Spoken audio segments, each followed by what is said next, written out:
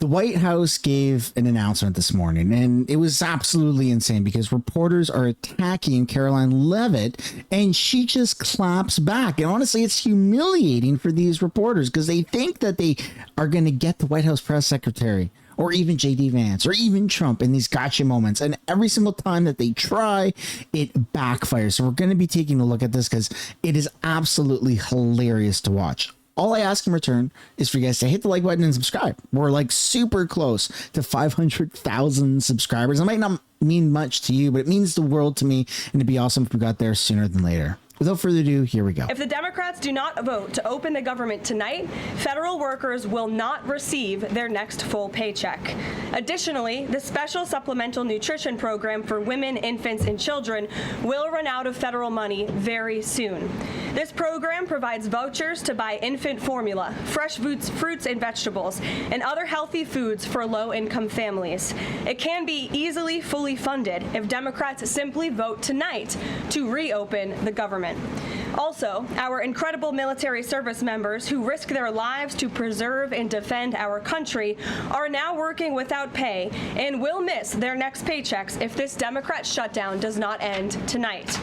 The Republican-backed clean and nonpartisan funding bill fully funds this important food aid program, gets our troops paid, and reopens the government. So all of this begs the question, what is the Democrat ongoing shutdown truly about? The sad truth, we believe, is that the Democrats intentionally shut down the government and are inflicting this pain on American citizens to try and demand free health care for illegal aliens. Of course, this is an indefensible and truly radical policy to be in favor of, let alone to use as the primary reason to shut down the United States government. So the Democrats and their allies are desperately lying about their true motivations. We have to set the record straight with the facts so the American people understand what's really at play here. House Republicans passed a clean and nonpartisan funding bill to keep the government open and ensure our troops and other hardworking Americans are paid. Every single House Democrat except one voted against this clean and nonpartisan funding bill. Senate Republicans have subsequently tried to pass this same clean funding bill 4 separate times, and they will do so again tonight, to fully pass it to be sent to the president's desk for signature. On the layoff of federal workers, potentially, the president said yesterday that Democrats will be to blame if federal workers lose their jobs. Historically, though, in past shutdowns, workers have been furloughed, but they have not been laid off en masse. So wouldn't that be the president's call to lay people off? As I've said repeatedly, Caitlin, this conversation about layoffs would not be happening right now if the Democrats did not vote to shut the government down. And as I also said last briefing as well, we are $37 trillion in debt, and the government is not receiving any cash. So someone has to look at the balance sheet and be good stewards of the American taxpayer dollar. And layoffs are an unfortunate consequence of that. Down in his first term, for example. Well, as I'm telling you now, this administration is focusing on checking the balance sheet and ensuring we're doing the right thing by the American taxpayer. And again, these conversations about layoffs would not be happening in the White House today if not for the Democrat shutdown. And they have a choice to change that. They have another opportunity tonight to do the right thing to reopen the government. Sorry, my second question. A federal judge over the weekend that the president had appointed to the bench in his first term in office basically argued that he could not deploy other states' National Guards to Portland, basically said that it was untethered, his argument, to what is actually happening on the ground. Which local officials in Portland have said that the National Guard is needed there, if any? With all due respect, The people are saying it. Oh my goodness. Just go look with your own eyes. It's ridiculous. And nobody's going to be blocking Trump's federal agents. It's all posturing. This is literally politics.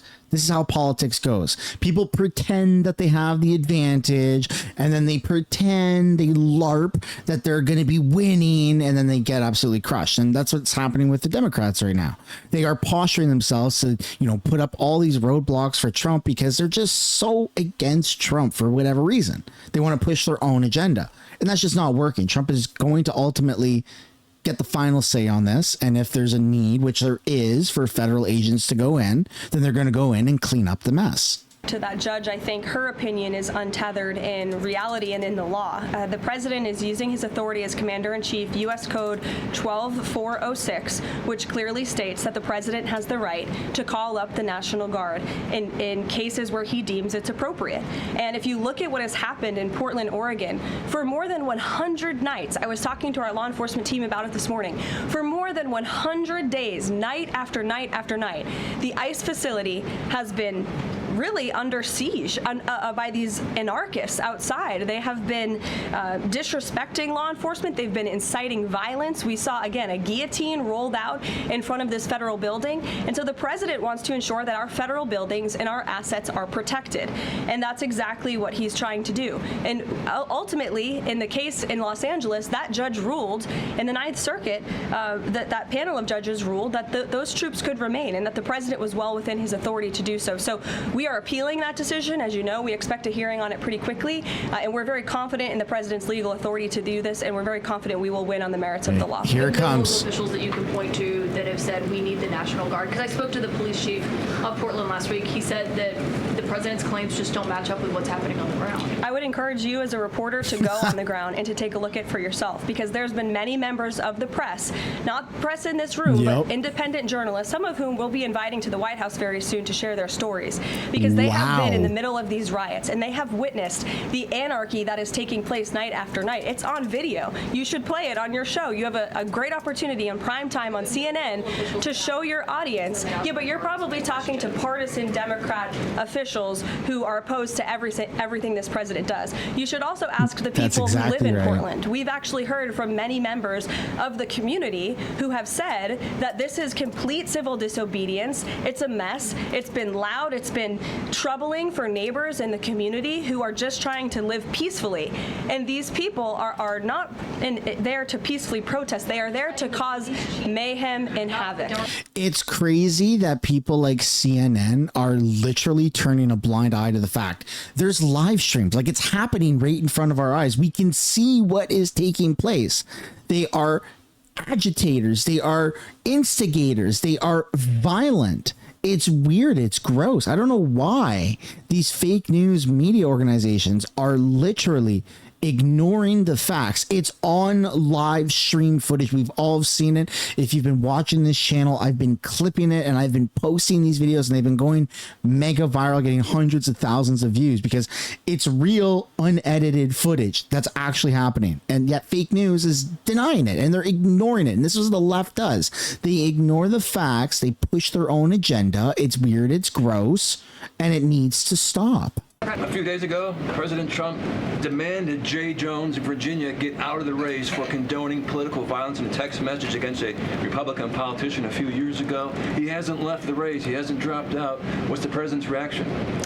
Well, as you know, I'm not at liberty to discuss political races from the podium. I think the president himself made his position very clear, and I think anyone could agree the messages that were sent by this Democrat nominee for Attorney General in Virginia are really shocking, alarming, and completely unacceptable.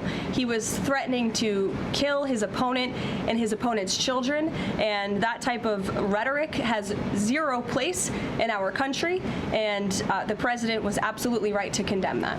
The president says that Portland is burning, using that as justification for the National Guard in Portland. Correct. But when you look here in Washington, D.C., the president just last week said it is now a completely safe city, and there are still National Guard members on the streets that are not involved in ICE activities. Can you provide the justification for the White House here in Washington, D.C., why the National Guard members continue to be out on the streets? Because Washington, D.C. has invited the National Guard here. Why? Because the mayor is doing the right thing, unlike mayors in other cities like Portland, as Caitlin and others have pointed out, who refuse to see that there are positive results from when local law enforcement works with federal law enforcement to do the right thing on behalf of their citizens. And Washington, D.C. is no doubt a safer city right now today than it was a few months ago when President Trump started this initiative to make D.C. safe again. And the National Guard is still here because the president and the mayor agree that it's a good thing for the city. Just like you're seeing in Memphis, for instance. We'll have National Guard deployed to Memphis. Memphis. We have federal agents who are on the ground working with state and local law enforcement. The state police in Tennessee are part of this effort. The local metropolitan police in Memphis are part of this effort.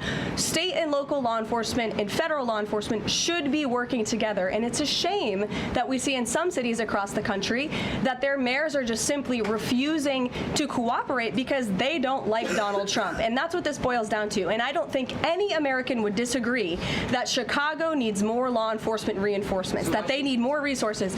Look at this headline from over the weekend. At least 30 people shot during the weekend in Democrat-run Chicago. 5 of them were killed in one weekend. This is completely unacceptable, and the president wants to make American cities safer, and he's willing to work with anyone to do it. We have a new thing now. When you look at it's called crime.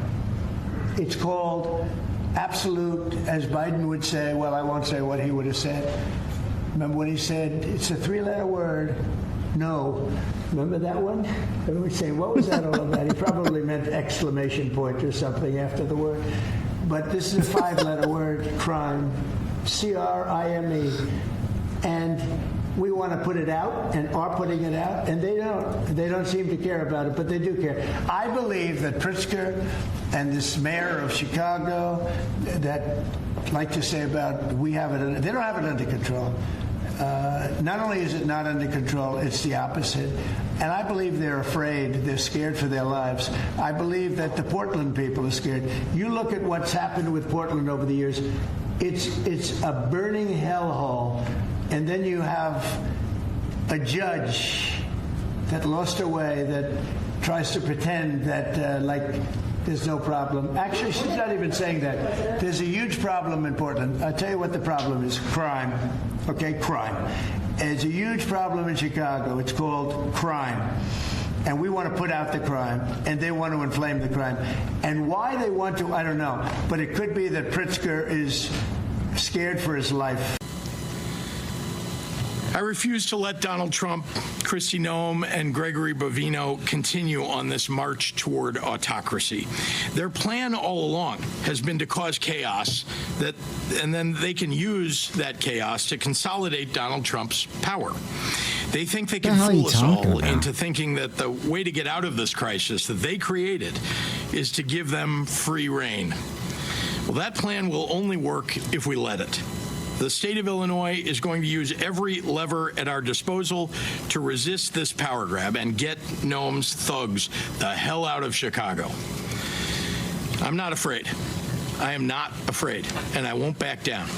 Well, despite his fat ass saying that he's not afraid, chances are that he actually really is. He's powerless right now in his own jurisdiction because it's now federal property. It's a federal event, and Trump is going to do whatever he deems necessary to fix the issue. It's not government overreach when you have literal domestic terrorists out on the streets. Don't forget, Trump labeled Antifa as domestic terrorists, yet these people are protecting domestic terrorists. You know who does that?